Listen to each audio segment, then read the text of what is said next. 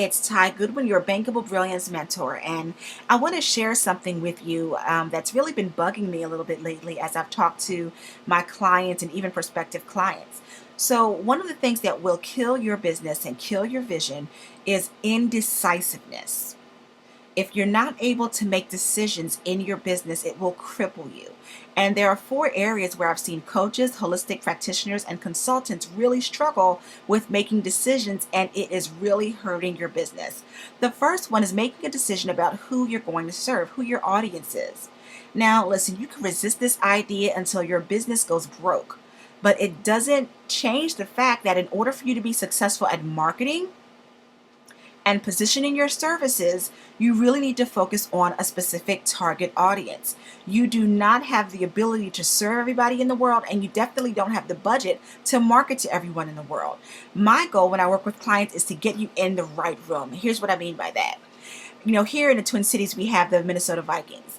Now, as a coach, I could go stand in the middle of the field with a whole stadium full of people and say, I'm a business coach. I'm an intuitive life coach.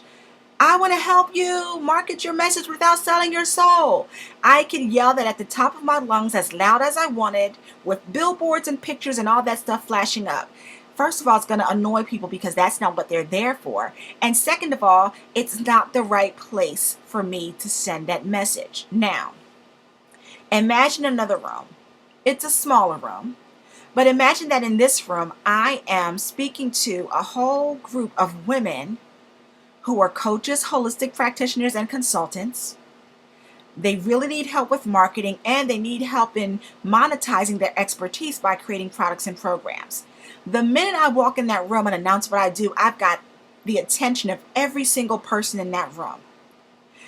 That's the room that you want to be in. Where are the people that you need to connect with that are just waiting for exactly what you have to offer? I want to get you into that right room, and we can't do that until you make a decision about who they are.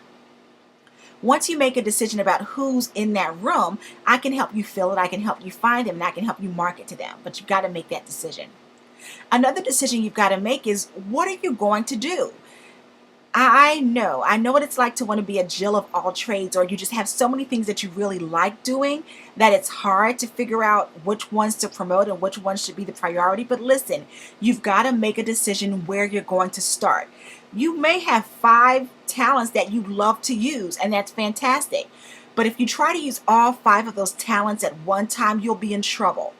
You have to focus. And I learned this the hard way. You have to focus. So that's a decision that you need to make too.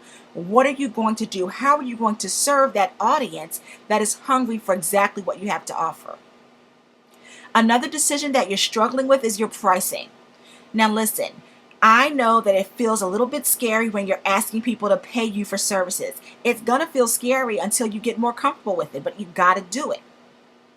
No one wants to hire a broke coach. Would you hire a broke mechanic, somebody who can't make money? No, because that would be a signal to you that if they can't make money, they're not very good at what they do. That's number one. Number two, think of the value that you're providing your clients because you're going to help them get specific outcomes and results. Remember, in the last decision that you made, you figured out exactly how you would serve them. So you should know exactly what results you're able to get for them. There's a value associated with those results. For example, when I help people develop their information products, people used to be confused as to why I charge the rates I do. But listen, if I'm helping you create an information product that you're going to then go around and sell, I'm helping you make money, and I'm helping you make more money than you're making right now. So you need to be willing to invest in yourself and in your business by paying for what I do with you and for you. And that's the same conversation and mentality you want to approach your clients with. You're helping them solve a problem, meet a need, and get results that they want.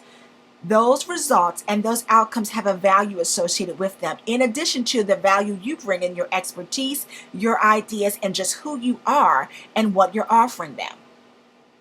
Another thing you really want to think about is that when it comes to your prices, you never want people to come to you because you're the cheapest. I don't want that to be a thought in your client's head. Oh, I'm going to choose your services because you are the cheapest way to go. You want people to come to you because they love what you do. You've helped them before. You're credible, you're established, you're trustworthy, and you're in integrity. You want people excited. This is what I call the gotta have it. syndrome or the gotta have it approach. You want people to be like, I gotta have what you offer. I gotta have it. Not, you're the cheapest, so I'll go with you. That's never what you want. You want them to say, I gotta have it. And so they will make the sacrifices, they will find the resources, they will find the money so that they can work with you. And finally, here's another decision that you really have to make. It comes down to your branding. Now, I know I have been the queen of taglines and brandings and colors, but listen, at some point you've got to make a choice and just go with it. Don't worry about having the perfect title and the perfect word. Figure out what your core values and your core message is and go from there. But you've got to make a decision. You could have 10 taglines. None of them will do you any good if you're not taking action on any of them. So choose something, get started, and go with it. There is no crystal ball. There is no magic lightning bolt that's going to come down from the sky and all of a sudden you know everything that you need to know. Make some decisions and go with it. If it doesn't work, come back to the table and tweak it. But you've got to be willing to make those decisions.